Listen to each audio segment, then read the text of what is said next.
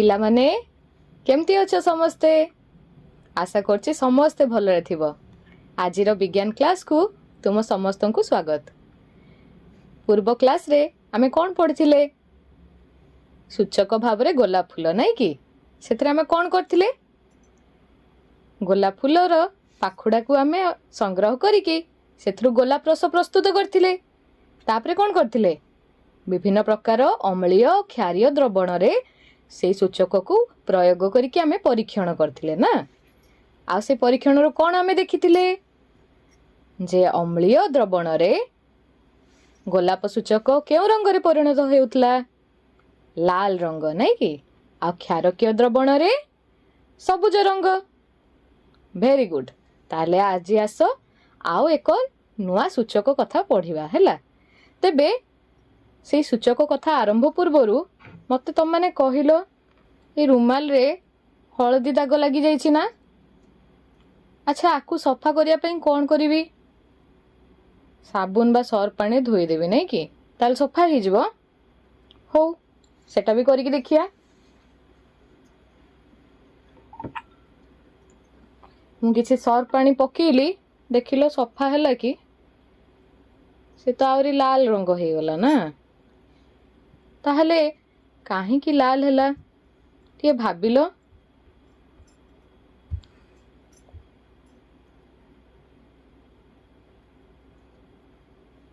एहा पछरे थिबा विज्ञान को जानिया पाई आजी आमे एक जादूगरी कागज तैयारी करिबा। कौन से कागज हेथिबो सूचक भाबरे हळदी। पूर्वरु तमने लिटमस कागज व्यवहार करथिबो सूचक भाबरे गोलाप फूल मध्ये व्यवहार करलो। आजी आमे सूचक भाबरे हळदी को व्यवहार करिया पई प्रथमे लिटमस कागज भଳି हळदी कागज प्रस्तुत करिबा। तबे एही कागज प्रस्तुत पई आवश्यक सामग्री गुडी को कोन कोन आसे देखिबा।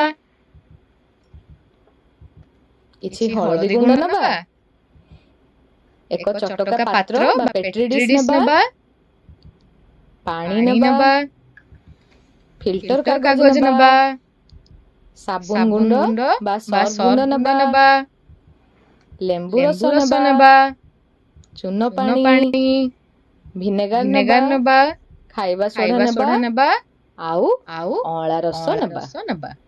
तेबे ए परीक्षणटी करिया पई कोन कोन उपाय सब आमे अवलंबन करिबा प्रथमे चलो आलोचना करिबा तापरे परीक्षणटी करिबा। प्रथमे गोटे चटका काच पात्र किंबा अन्य एक पात्र रे एक चमच हळदी गुंड रखी सेतरे कम पानी मिसेई एक पेस्ट तैयारी करिबा। तापरे जत्नर सहित एक फिल्टर कागज को सेई हळदी पेस्ट रे हळदिया रंग होला पर्यंत बुडाई रखिबा। तापरे कोन करिया से फिल्टर कागज को बाहर करि आनी सुखेइबा।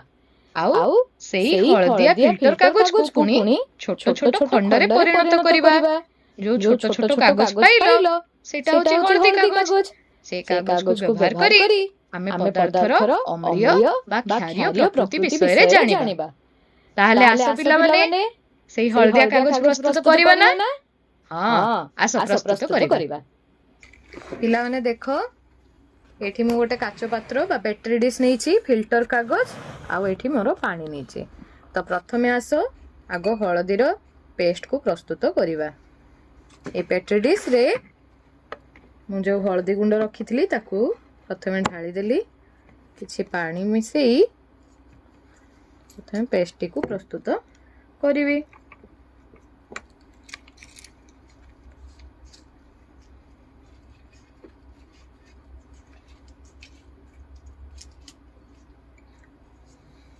देखो पिला माने हळदीर पेस्ट प्रस्तुत हो जाइछि। एबे मो पाखरे जो फिल्टर कागजटी अछि ताकू ए पेस्ट रे भलो भाव रे बुडै नेबे।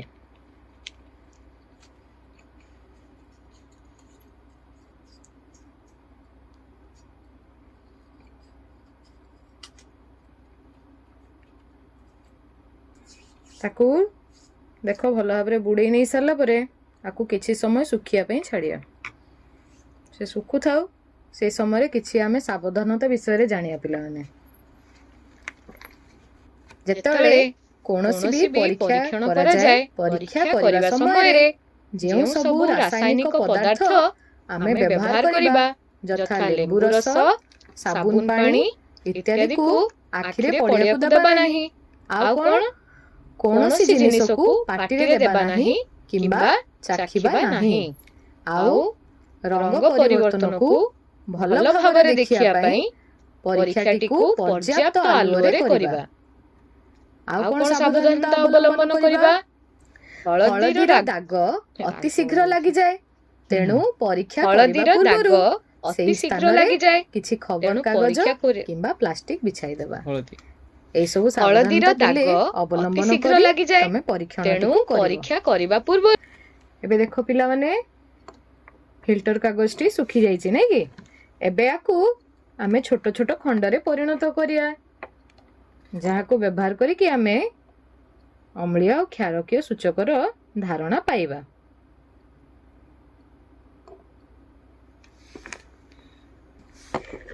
ଦେଖ ପିଲାମାନେ, ମୁଁ ସେଇ ଫିଲ୍ଟର କାଗଜକୁ ଛୋଟ ଛୋଟ ଖଣ୍ଡରେ ପରିଣତ କରିଦେଇଛି। ଆଗରୁ ମଧ୍ୟ କିଛି ଫିଲ୍ଟର କାଗଜରେ ମୁଁ ହଳଦୀ ସୂଚକ ପ୍ରସ୍ତୁତ କରିକି ରଖିଥିଲି। ଏବେ ତାହେଲେ ଆସ ଆମେ ବିଭିନ୍ନ ପ୍ରକାର ଅମ୍ଳୀୟ ଆଉ କ୍ଷାରକୀୟ ଦ୍ରବଣ ନେଇ ପରୀକ୍ଷଣ କରି ଦେଖିବା କେଉଁଟିର ରଙ୍ଗ ପରିବର୍ତ୍ତନ ହେଉଛି ଆଉ କେଉଁଟିର ରଙ୍ଗ ପରିବର୍ତ୍ତନ ହେଉନାହିଁ। ପ୍ରଥମେ ଆମେ ନେବା ସାବୁନ ବା ସର୍ଫ ପାଣି। ଦେଖ, ଯଦି ମୁଁ ସାବୁନ ବା ସର୍ଫ ପାଣିକୁ ସୂଚକରେ ପକେଇଲି, ଦେଖିଲ ପିଲାମାନେ କେଉଁ ରଙ୍ଗ ହେଇଗଲା? ହଳଦୀ କାଗଜର ରଙ୍ଗ କେଉଁ ରଙ୍ଗ ହେଇଯାଇଛି? ଲାଲ ରଙ୍ଗ ହେଇଯାଇଛି ନା? ହଉ, ଏବେ ଆସ ଆମେ ଆଉ ଗୋଟିଏ ଦ୍ରବଣ ନେବା। ଏବେ ଆମେ ନେବା ଅଁଳା ରସ। ଅଁଳା ରସକୁ ମୁଁ ଯଦି ଫିଲ୍ଟର କାଗଜରେ ପକଉଛି, ଦେଖିଲ କିଛି ରଙ୍ଗ ପରିବର୍ତ୍ତନ ହେଉଛି କି? କିଛି ରଙ୍ଗ ପରିବର୍ତ୍ତନ ହେଲା? ଦେଖିଲ ପିଲାମାନେ? ନା, କୌଣସି ରଙ୍ଗ ପରିବର୍ତ୍ତନ ହେଇନାହିଁ ନା? ହଉ,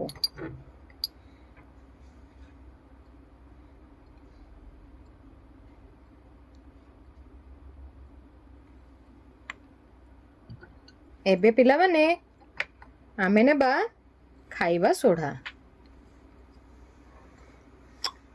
ଏବେ ଖାଇବା ସୋଢାକୁ ମୁଁ ସେଇ ହଳଦୀ ସୂଚକ କାଗଜରେ ପକଉଛି। ଦେଖିଲ କିଛି ରଙ୍ଗରେ ପରିବର୍ତ୍ତନ ହେଲା କି? ହେଲା ନା? ହଁ, ଏହା କେଉଁ ରଙ୍ଗ ହେଇଯାଇଛି? ଠିକ କହିଛ।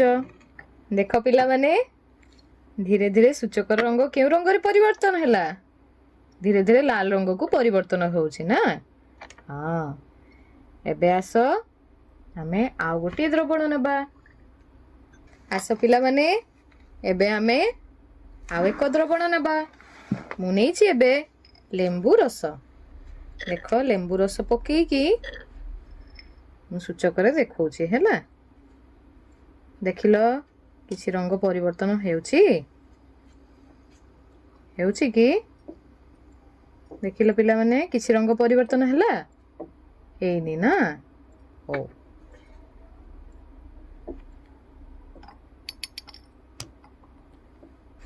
ଏବେ ଚାଲ ପିଲାମାନେ ନେବା ଆମେ ଭିନେଗାର। ଦେଖିବା ଭିନେଗାର ପକେଇଲାରୁ କୌଣସି ରଙ୍ଗ ପରିବର୍ତ୍ତନ ହେଲା? ଦେଖିଲ କିଛି ପରିବର୍ତ୍ତନ ହେଉଛି ସୂଚକର? ଦେଖିଲ ପିଲାମାନେ, ହେଇନି କିଛି ପରିବର୍ତ୍ତନ ନା? ହଉ, ଆସ ଆମେ ନେବା ବର୍ତ୍ତମାନ ଆମର ଶେଷ ଦ୍ରବଣଟି। ଆମର ଶେଷ ଦ୍ରବଣଟି ହେଉଛି ଚୂନ ପାଣି। ଚୂନ ପାଣି ଆମେ ପକେଇକି ଦେଖିବା। ଦେଖିଲ ପିଲାମାନେ, ଚୂନ ପାଣିରେ କୌଣସି ରଙ୍ଗ ପରିବର୍ତ୍ତନ ହେଲା? ହେଇଛି ନା? କେଉଁ ରଙ୍ଗ ହେଇଯାଇଛି?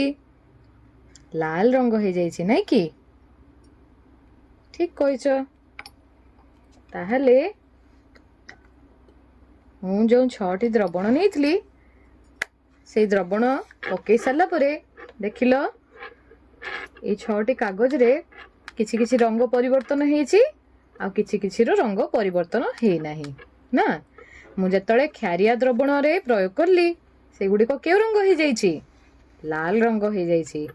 ଆଉ ଯେଉଁଗୁଡ଼ିକ ମୁଁ ଅମ୍ଳୀୟ ଦ୍ରବଣରେ ପ୍ରୟୋଗ କଲି ତାହାର କୌଣସି ରଙ୍ଗ ପରିବର୍ତ୍ତନ ହେଇନାହିଁ, ନାଇଁ କି? ତାହେଲେ ପିଲାମାନେ ଦେଖିଲ ତମ ସ୍କ୍ରିନରେ କଣ ଦେଖୁଛ?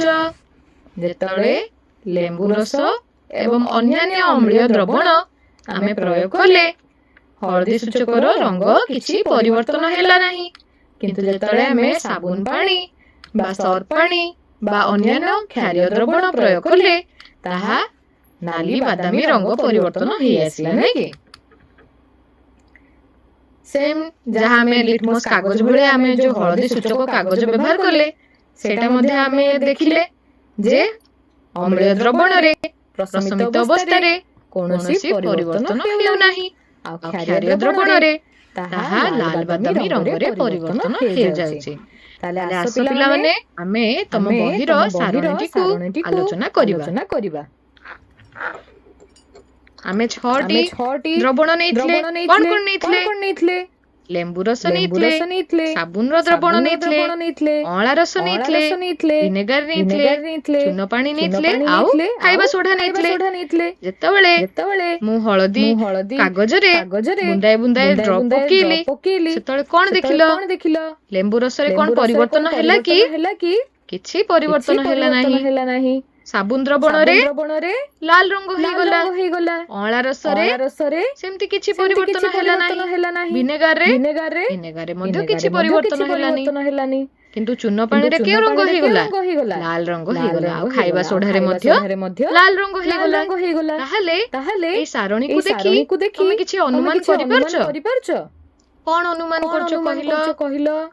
ହଁ, ଏକଦମ ଠିକ ଅନୁମାନ କରୁଛ।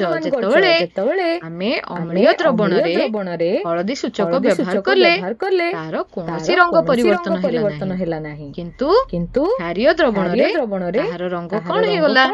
ଲାଲ ରଙ୍ଗ ହେଇଗଲା। ଏକଦମ ଠିକ। ଆଚ୍ଛା, ଦେଖିଲ ତମ ସ୍କ୍ରିନରେ ତମ ଭଳିଆ ଗୋଟେ ପିଲାଟେ କଣ କହୁଛି? ମୋ ଧଳା ସାର୍ଟରେ ଲାଗିଥିବା ତରକାରୀ ଦାଗ ଛଡେଇବା ପାଇଁ ସାବୁନ ବ୍ୟବହାର କରି ଦେଖିଲି, ଏହାର ରଙ୍ଗ ବଦଳି ଯାଇଛି। ତାହେଲେ ବର୍ତ୍ତମାନ ମୁଁ ଏହାର କାରଣ ଜାଣିଲି। ତମେ ମଧ୍ୟ ଯେତେବେଳେ ଖାଉଛ ସାର୍ଟରେ ଯଦି ତରକାରୀ ଟିକେ ପଡିଯାଏ ଦାଗ ହେଇଯାଏ ନା? ଆଉ ତାକୁ ଯେତେବେଳେ ସାବୁନ ପାଣିରେ ଆମେ ଛଡେଇବାକୁ ଯାଉ, ଯେମିତି ମୁଁ ରୁମାଲରେ ଦାଗ ଛଡେଇବା ପାଇଁ ଚେଷ୍ଟା କଲି, କଣ ହେଲା? ଲାଲ ରଙ୍ଗ ହେଇଗଲା। ଏବେ ଜାଣିପାରିଲ କାହିଁକି ଲାଲ ରଙ୍ଗ ହେଇଗଲା? ହଁ, କାହିଁକି ନା ସାବୁନ ପାଣି କ୍ଷାରୀୟ ଦ୍ରବଣ, ଆଉ କ୍ଷାରୀୟ ଦ୍ରବଣରେ ହଳଦୀ ସୂଚକ କଣ କରେ? ଲାଲ ରଙ୍ଗରେ ପରିବର୍ତ୍ତନ କରିଦିଏ। ଆସ ପିଲାମାନେ ଆମେ କିଛି ଚିତ୍ତାକର୍ଷକ ତଥ୍ୟ ବିଷୟରେ ଜାଣିବା। ଆଚ୍ଛା କହିଲ, ହଳଦୀକୁ ସବୁଜ ମସଲା ବୋଲି କାହିଁକି କୁହାଯାଏ? କିଏ କହିପାରିବ ଦେଖିବା? ଟିକେ ଭାବିଲ। କାହିଁକି ନା ହଳଦୀ ହେଉଛି ଅଦା ପରିବାରର ସଦସ୍ୟ, ଯାହାକି ଭାରତ ଭଳି ଅନ୍ୟ ଦେଶମାନଙ୍କରେ ମଧ୍ୟ ଚାଷ କରାଯାଇଥାଏ। ଆଉ କଣ? ସମ୍ପୂର୍ଣ୍ଣ ବିକଶିତ ଖାଦ୍ୟର ରଙ୍ଗ ଓ ସ୍ୱାଦ ଭଲ ହେବା ପାଇଁ ହଳଦୀକୁ ବ୍ୟବହାର କରାଯାଏ। ଆଚ୍ଛା, ଆମ ଓଡ଼ିଶାରେ ଗୋଟେ ପର୍ବରେ ହଳଦୀ ପତ୍ରକୁ ମଧ୍ୟ ବ୍ୟବହାର କରାଯାଏ। ସେଟା କେଉଁ ପର୍ବ କିଏ କହିପାରିବ? ଏକଦମ ଠିକ, ପ୍ରଥମାଷ୍ଟମୀରେ, ନାଇଁ କି? ହଁ, ଆମେ ହଳଦୀକୁ ଖାଦ୍ୟରେ ମଧ୍ୟ ବ୍ୟବହାର କରିଥାଉ, ତା ପତ୍ରକୁ ମଧ୍ୟ ଖାଦ୍ୟରେ ବ୍ୟବହାର କରିଥାଉ। ତମ ସ୍କ୍ରିନରେ ମଧ୍ୟ ସେ ପିଠାର ଚିତ୍ର ଦେଖୁଥିବ। ଏ ପିଠାର ନାଁ କଣ? ଠିକ କହିଛ, ଏହାର ନାଁ ହେଉଛି ଏଣ୍ଡୁରି ପିଠା। ସମସ୍ତେ ଖାଇଛ ନା? ହଁ। ଆଉ କୋଉଥିରେ ବ୍ୟବହାର କରାଯାଏ? ହଳଦୀର ଔଷଧୀୟ ଗୁଣ ମଧ୍ୟ ଅଛି। ଆୟୁର୍ବେଦ ଶାସ୍ତ୍ର ଅନୁସାରେ ସ୍ୱାସ୍ଥ୍ୟର ଉନ୍ନତି ପାଇଁ ହଳଦୀକୁ ଔଷଧ ରୂପେ ବ୍ୟବହାର କରାଯାଇଥାଏ ଏବଂ କେତେକ ପାରମ୍ପରିକ ଘରୋଇ ଉପଚାର ପାଇଁ ମଧ୍ୟ ହଳଦୀକୁ ବ୍ୟବହାର କରାଯାଇଥାଏ।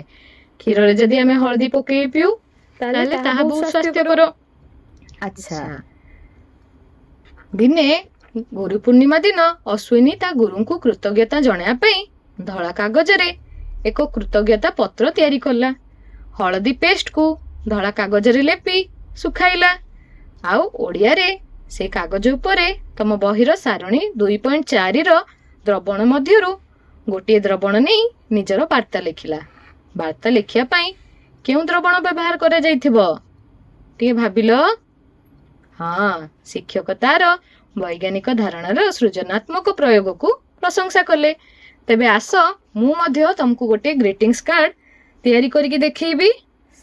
ଦେଖିଲ ପିଲାମାନେ, ଅଶ୍ୱିନୀ ଭଳି ମୁଁ ମଧ୍ୟ ଧଳା କାଗଜରେ ଗୋଟିଏ କାର୍ଡ ପ୍ରସ୍ତୁତ କରିଛି ହଳଦୀର ଲେପ ପ୍ରୟୋଗ କରି। ଏବେ ଆସ, ମୁଁ ଏଇଠି ସର୍ଫ ପାଣି ନେଇଛି, ଦେଖିବା ସେଥିରେ କିଛି ଚିତ୍ର ପ୍ରସ୍ତୁତ ହେଇପାରୁଛି ନା ନାହିଁ।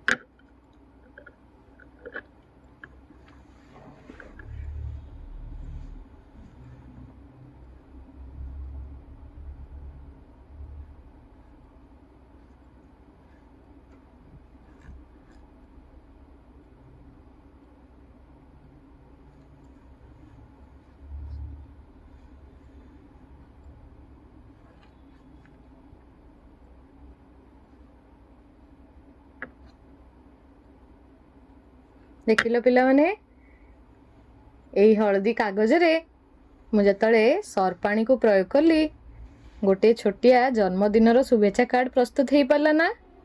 ତମେମାନେ ମଧ୍ୟ ବିଭିନ୍ନ ପର୍ବପର୍ବାଣୀରେ ତମ ସାଙ୍ଗସାଥୀକୁ ଏଇଭଳି କାର୍ଡ ପ୍ରସ୍ତୁତ କରି ଦେଇପାରିବ।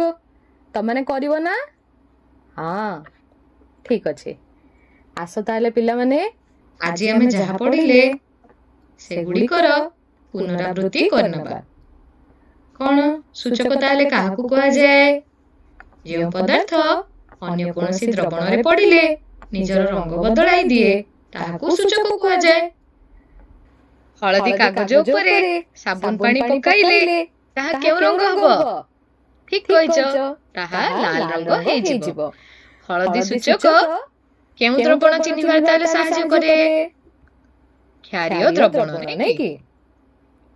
ସବୁଜ ମସଲା କାହାକୁ କୁହାଯାଏ? ହଳଦୀକୁ ସବୁଜ ମସଲା କୁହାଯାଏ। ଆସ ପିଲାମାନେ, ତମମାନଙ୍କ ପାଇଁ ମୁଁ କିଛି ପ୍ରଶ୍ନ ଆଣିଛି, ଦେଖିବା କିଏ ସେଗୁଡ଼ିକର ଉତ୍ତର ଦେଇପାରୁଛ। ହଳଦୀ ସୂଚକ କ୍ଷାରକ ସହିତ ପ୍ରତିକ୍ରିୟା କଲେ କେଉଁ ରଙ୍ଗ ହୁଏ? ଅପସନ କ ହଳଦିଆ, ଅପସନ ଖ ଲାଲ, ଅପସନ ଗ ନୀଳ, ଅପସନ ଘ ସବୁଜ। କେଉଁ ରଙ୍ଗ ହବ? ଠିକ କହିଛ, ତାହା ଲାଲ ରଙ୍ଗ ହେଇଯିବ। ହଳଦୀ ସୂଚକର ମୂଳ ରଙ୍ଗ କଣ? ଅପସନ କ ଲାଲ, ଅପସନ ଖ ହଳଦିଆ, ଅପସନ ଗ ନୀଳ, ଅପସନ ଘ କଳା। କେଉଁଟି ହବ? ହଳଦିଆ ରଙ୍ଗ, ନାଇଁ କି? ଆଚ୍ଛା, ଦେଖିବା ଏଇ ଖାଲି ସ୍ଥାନ ପୂରଣର ଉତ୍ତର କିଏ ଦେଇପାରୁଛ? ହଳଦୀ ଏକ ଡ୍ୟାଶ ସୂଚକ ଅଟେ। ପ୍ରାକୃତିକ ସୂଚକ ନା? ହଳଦୀ ଡ୍ୟାଶ ଦ୍ରବଣ ସହ ପ୍ରତିକ୍ରିୟା କଲେ ରଙ୍ଗରେ କୌଣସି ପରିବର୍ତ୍ତନ ହୁଏ ନାହିଁ। କେଉଁ ଦ୍ରବଣ? ଅମ୍ଳୀୟ ଦ୍ରବଣ। ପିଲାମାନେ, ତମମାନଙ୍କ ପାଇଁ କିଛି ଗୃହ କାର୍ଯ୍ୟ ରହିଛି। ତୁମେ ଘରେ ଥିବା ଖାଇବା ସୋଢା, ସାମ୍ପୁ ଏବଂ କାଞ୍ଜି ପାଣି ସହିତ ହଳଦୀ ସୂଚକର ପରୀକ୍ଷା କରି ତାହାର କେଉଁ ରଙ୍ଗ ପରିବର୍ତ୍ତନ ହେଲା ତାକୁ ଖାତାରେ ଲେଖି ତୁମ ବିଜ୍ଞାନ ଶିକ୍ଷକଙ୍କୁ ଦେଖେଇବ। ଆଉ କଣ କରିପାରିବ? ଅନ୍ୟାନ୍ୟ ପ୍ରାକୃତିକ ସୂଚକ ଯେମିତିକି ଗୋଲାପୀ କୋବି, ବିଟ୍ ଭଳି ପନିପରିବା, ଜାମୁକୋଳି ଭଳି ଫଳ, ଲାଲ ମନ୍ଦାର ଭଳି ଫୁଲରେ ଅମ୍ଳ କ୍ଷାରକ ସୂଚକ ଭାବରେ ପରୀକ୍ଷା କରିବ। ତାହେଲେ ପିଲାମାନେ, ଆଜିର କ୍ଲାସ୍ ଏଇଠି ଶେଷ ହେଇଛି। ଆଶା କରୁଛି ତମମାନଙ୍କୁ ଆଜିର ପଢ଼ାଟି ଭଲ ଲାଗିଥିବ। ତମମାନେ ନିହାତି ଜାଣିଥିବ ଯେ ହଳଦୀ ପ୍ରାକୃତିକ ସୂଚକ ଭାବରେ କିଭଳି ଅମ୍ଳୀୟ ଦ୍ରବଣରେ କୌଣସି ରଙ୍ଗ ପରିବର୍ତ୍ତନ କରେ ନାହିଁ, ଆଉ କ୍ଷାରକୀୟ ଦ୍ରବଣରେ ଲାଲ ରଙ୍ଗ ପରିବର୍ତ୍ତନ କରିଥାଏ। ଆଉ ଯାହା ଯାହା ଗୃହ କାର୍ଯ୍ୟ ଦିଆଗଲା ତାକୁ ନିହାତି କରିବ। ଏଥିସହିତ ରହୁଛି, ଧନ୍ୟବାଦ। ଖୁସିରେ ଶିଖିବା ସମସ୍ତଙ୍କର ଅଧିକାର। ନମସ୍କାର।